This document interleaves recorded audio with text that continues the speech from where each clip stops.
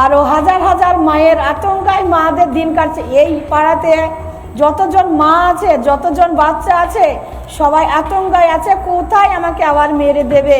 তামান্নাকে মেরেছে, তামান্না ছোট, আমরাও ছোট, আমাদেরকেও মেরে দেবে। আমরা থাকবো না দেশে, এই গ্রামে থাকবো না, পাড়াতে থাকবো না। ওরা নিজের নিজের আব্বুদেরকে বলছে, আব্বু আমি চলে যেতে চাই, আমাদেরকে কোথাও নিয়ে চলে যাও, আমরা এখানে থাকবো না। তামান্নাকে মেরেছে ওরা আমাদেরকে, আমরা যখন স্কুলে যাব, রাস্তায় যাব, আমাদেরকে হয়তো মেরে দিতে পারে, এমনই আতঙ্ক। এই ছোট ছোট শিশুরা আছে, কি ভয়ঙ্কর। আমি সাবিনা, আমি সত্যি সত্যি শুনতে পাচ্ছি না। আমার মনে হচ্ছে আমরা সবাই অপরাধী, যে আমরা এর ধরনের এরকম একটা অপরাধ দিনের পর দিন এ রাজ্যে বিভিন্ন প্রান্তে হয়ে যাচ্ছে। আমরা সত্যি সত্যি মানে কি করলে বোধহয় এই জিনিসগুলোকে সত্যি এইগুলোর মুখোশগুলো খোলা যাবে। আপনি যেটা বললেন আজকে এই মুহূর্তে আমার শোতে যা বলছেন সেটা ভয়ঙ্কর।